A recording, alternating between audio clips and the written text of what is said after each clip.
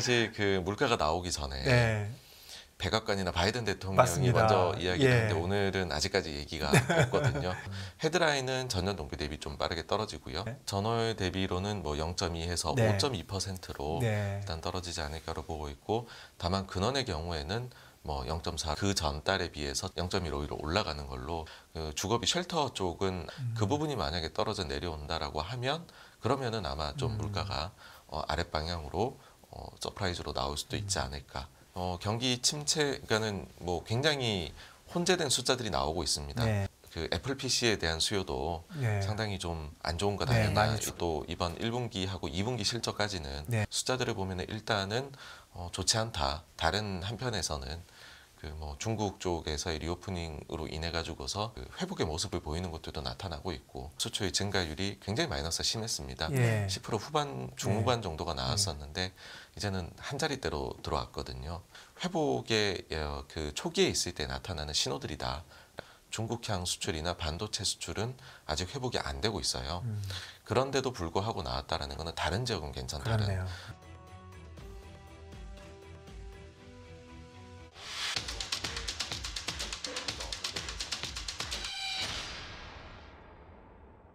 대표님 안녕하세요. 안녕하세요. 네, 안녕하십니까. 네. 머리 스타일이 좀 네, 좀 달라지셨습니다. 네. 깔끔합니다. 네. 네.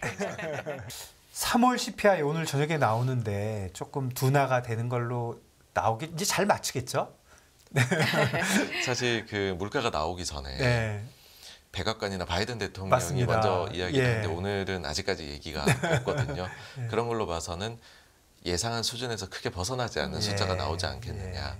만약에 뭐 숫자가 좀 많이 높게 나온다라고 하면 과거의 행태를 보면 그거는 이런 요인들 때문일 수 있어라고 미리 좀 소위 예방 주사를 놓는 식으로 멘트를 했었는데 오늘은 네. 아무 얘기도 없더라고요. 그래서 네. 참고로 지난번 이 CPI 나오기 직전에 보시면 네. 바이든 대통령이 물가 흐름에 대해서 이제 그 긍정적으로 온다, optimistic이라는 단어하고 네. 그다음에 네. solid shape이다라고 네. 얘기를 한 네. 바인데 네. 이번엔 그게 전혀 없었습니다. 네. 네. 그래서 그냥 뭐 지금 이제 예상치 나오는 것대로, 그러니까 헤드라인은 전년 동기 대비 좀 빠르게 떨어지고요. 그다음에 많이 근원의 떨어진 거 625가 되는 건가요? 6.02, 네, 5.1? 지금 네. 전월 대비로는 뭐 0.2에서 네. 5.2%로 네. 일단 떨어지지 않을까로 보고 있고, 다만 근원의 경우에는 뭐 0.4로 해서 여전히 이제 그 전달에 비해서 전년 동월 대비 숫자가 0.15로 올라가는 걸로 일단은 예상이 나와 있습니다. 예. 저는 뭐 그 정도 수준에다가 굳이 이제 여기에 변수가 만들어진다고 하면 사실 집값의 그 상승폭은 굉장히 둔화가 많이 됐습니다. 네. 그러니까 전년 동월 대비로 얘기를 드린 건데요.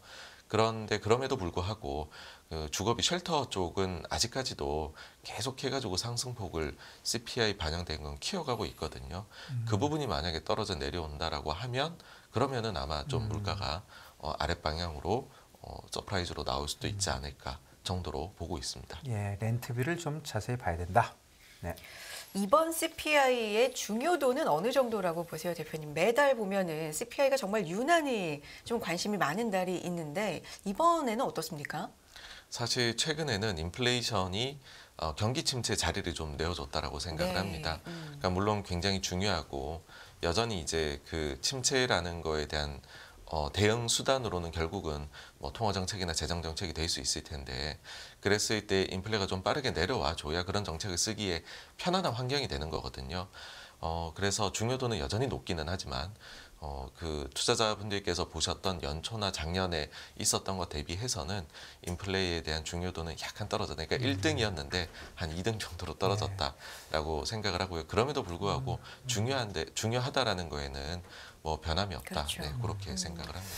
최근 그래도 한 일주일 정도의 움직임을 보면 확실히 주식시장은 인플레이션 숫자보다는 그래서 경기가 어떻게 되는 건데 이런 거에 많이 민감해 보이긴 하더라고요. 예. 네, 그렇습니다. 그래서 경기 침체, 그러니까는 뭐 굉장히 혼재된 숫자들이 나오고 있습니다. 네. 사실 최근에 보시면 애플에서도 지금 PC 수요가 그 애플 PC에 대한 수요도 네. 상당히 좀 안 좋은 것 네, 아니냐 많이 이런 줄었고. 것도 나왔고 네. 해가지고서 특히나 또 이번 1분기하고 2분기 실적까지는 네. 기본적인 전망 자체가 작년 대비 해가지고서 실적이 역성장이 예상이 되어 있다 보니까 숫자들을 보면 일단은 좋지 않다. 라는 게 느껴지실 부분도 분명히 존재한다라는 건데 또 다른 한편에서는 그 뭐 중국 쪽에서의 리오프닝으로 인해 가지고서 조금씩의 그런 그 회복의 모습을 보이는 것들도 나타나고 있고 또 가령 예를 들면 우리나라의 수출 같은 경우에도요. 원래는 그 이제 영업 일수를 고려했었을 때에 수출 증가율이 굉장히 마이너스가 심했습니다. 예. 10% 후반 중후반 정도가 나왔었는데 어제 나온 데이터 이제 4월 10일에서 4월 1일에서 10일까지를 보게 되면 이제는 한 자릿대로 들어왔거든요. 그래서 조금 뭐 이거는 이제 베이스가 낮아져서 그런 것도 있기는 한데 어쨌든 그런 부분들이 다 이제 예상에는 기본체는 반영이 되어 있는 거다라고 생각을 한다라고 하면은 어쨌든 그런 숫자들이 좀 안정화되어 가거나 폭이 줄어들거나 하는 것들은 회복의 그 초기에 있을 때 나타나는 신호들이다라고 생각을 하고요. 그래서 뭐 침체에 대한 우려는 앞으로도 몇 달 동안 계속 얘기가 나오겠지만 제가 볼 때는 각종 좀 선행 데이터들이 방향을 돌리고 있는 점이 있어서 이번에 그 점들을 좀 잘 극복해내지 않을까라고 보고 있습니다. 어제 나온 그 수출 데이터가 좀 의미가 있다고 보십니까? 네, 저는 꽤 의미가 있지 않나라고 생각을 합니다. 그러니까는 뭐 두 가지 측면에서인데요. 네. 일단은 절대적인 수치 자체가 네. 뭐 눈에 딱 보이기에 그런 폭이 줄어드는 것 자체는 굉장히 좋은 것이다라는 게 한 자릿수가 첫째이고요. 됐으니까. 네. 예. 그리고 두 번째는 그럼에도 불구하고 여전히 그 수출의 큰 감소를 만들어냈었던 중국향 수출이나 반도체 수출은 아직 회복이 안 되고 있어요. 그런데도 불구하고 나왔다라는 것은 다른 지역은 괜찮다는 그렇네요. 네. 일단 뜻이기 때문에 여기에서 우리는 뭐 최근에 삼성전자 네. 감산 발표가 있었잖아요.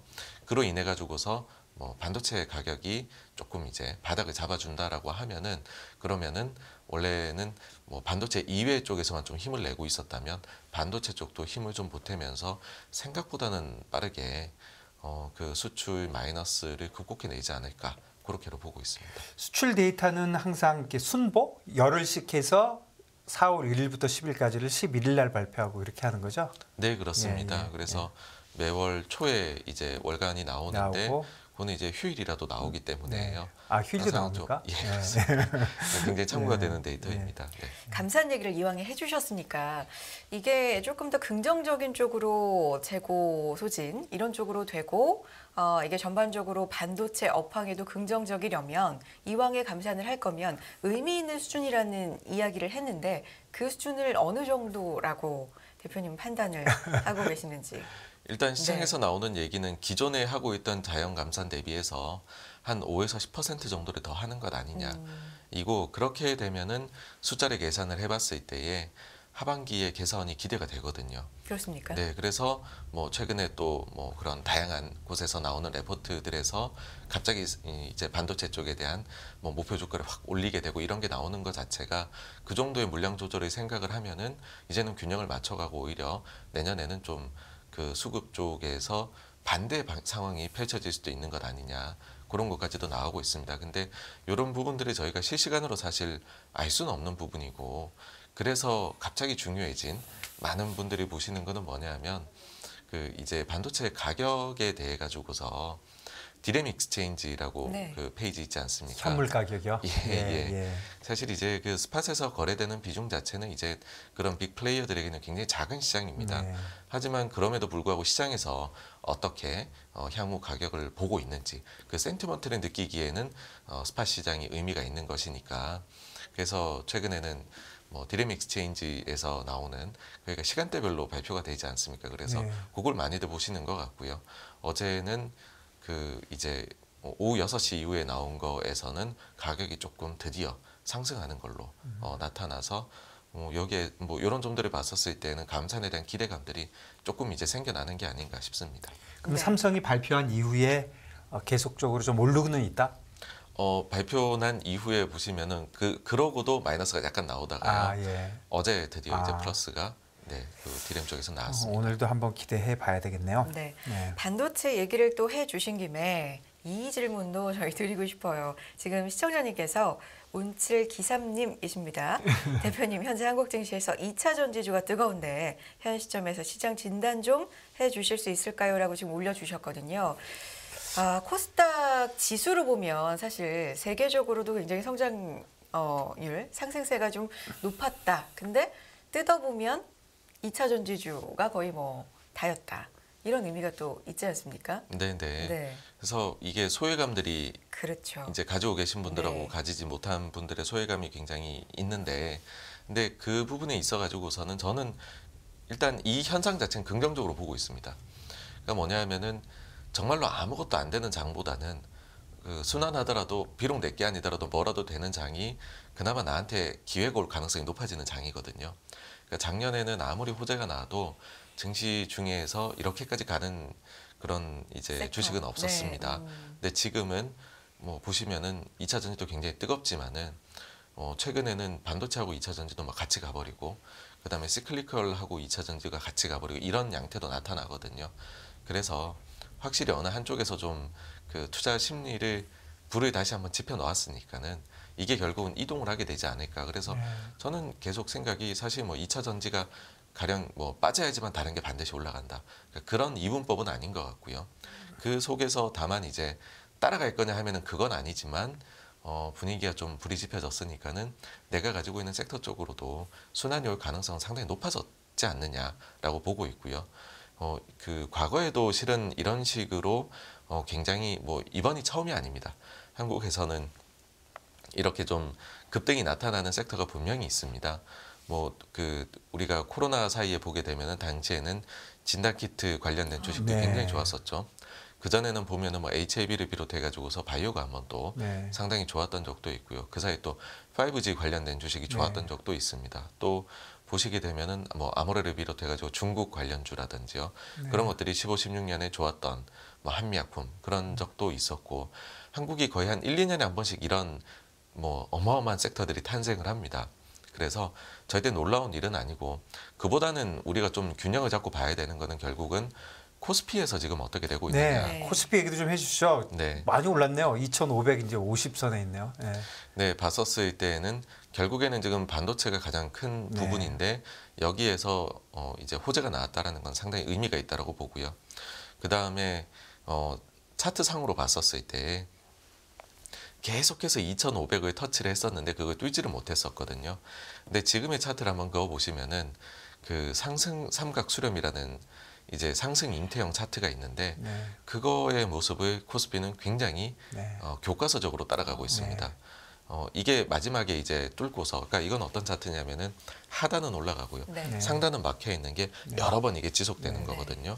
그러고 나서 여기에서 거래량을 동반하고서 상승을 추가적으로 하게 된다라고 하면은 이제는 상승장이 뭐 그걸 뚫고서 온다라고도 얘기를 합니다.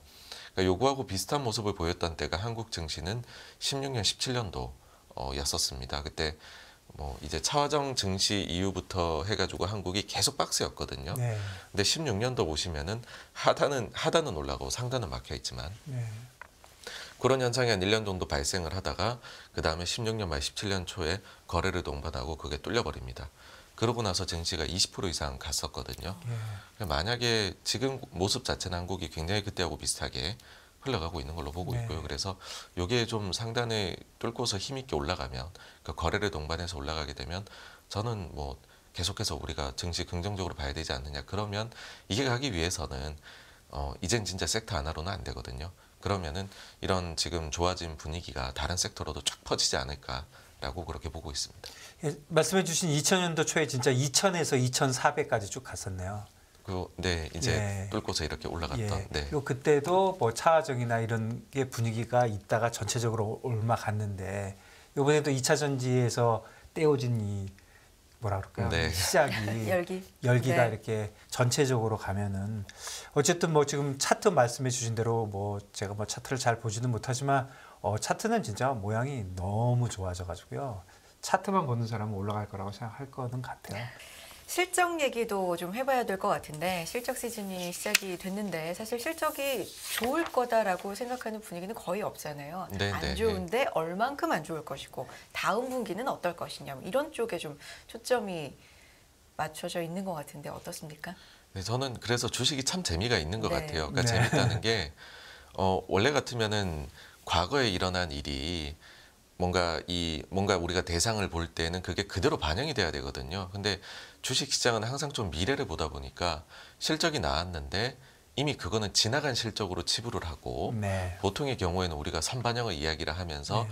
미래에 나올 실적을 가지고 미래 실적 대비해서 PER이나 PBR이나 이런 밸류에이션 같은 것들을 다 해버린다는 말이죠. 네. 그래서 지금 최악의 실적 시즌은 작년 4분기, 올해 1분기, 2분기 이렇게까지입니다.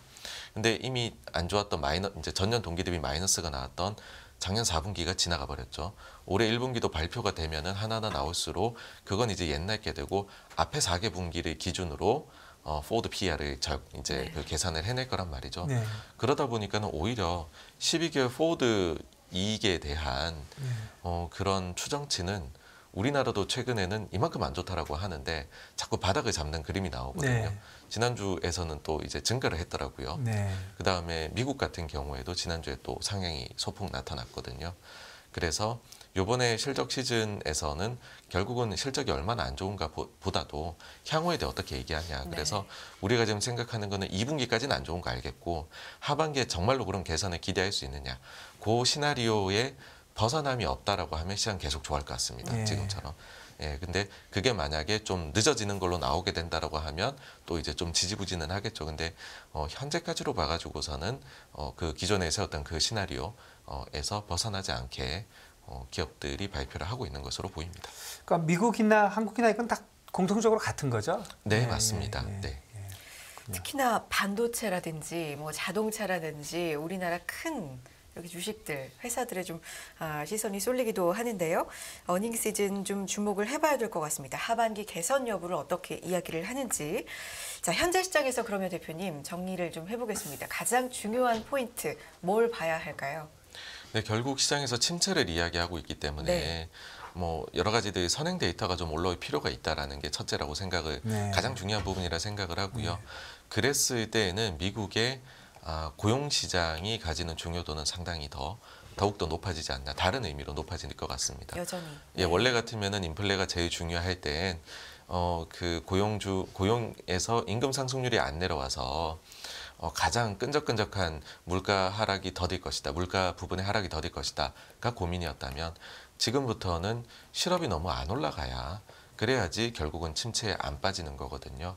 그러니까 고용이 뭐 너무 뜨거워도 안 되지만 인플레 때문에 너무 차가워 버려도 문제니까 너무 차갑지 않은 고용 데이터가 나와준다라고 하면 뭐 다른 모든 것들이 제끼고 한국 수출이나 다 제끼고서라도 고용 쪽에서 그런 모습이 나타나면은 우리가 침체까지는 안 가겠구나라는 그런 좀 안도감을 투자자분들에게 심어주지 않을까 생각을 합니다. 그래서 딱 하나만 봐야 된다라고 하면 미국의 고용 시장이 너무 차가워지면 안 된다. 네, 그렇게로 생각합니다. 고용 시장이 계속 중요하긴 한데 전에하고는 좀 의미가 달라졌네요. 완전히 달라졌습니다. 예, 예. 예.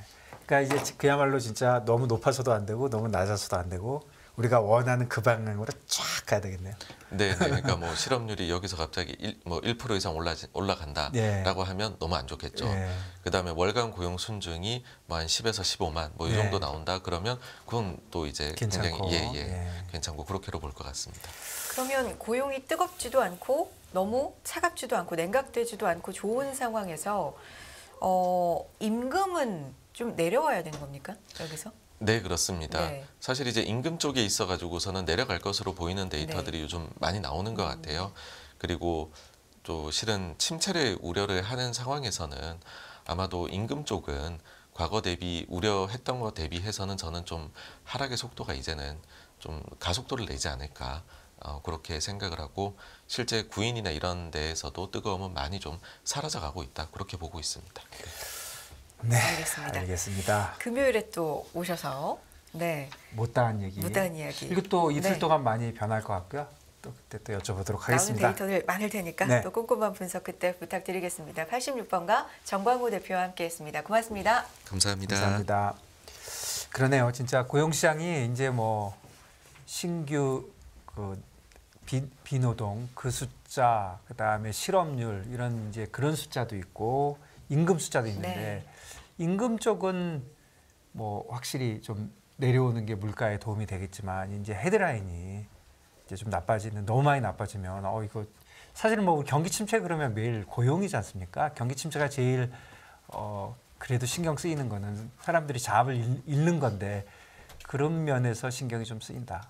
그러니까 고용 시장이 아직도 중요하다 그런 얘기 같습니다.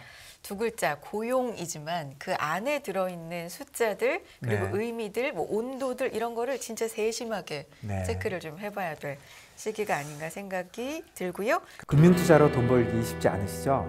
그런데 불가능한 것도 아니죠. 글로벌 IB 트레이더의 눈으로 본 더 넓은 금융의 세계, 그들의 투자의 기술 정말 궁금하지 않으십니까? 여러분들을 응원합니다.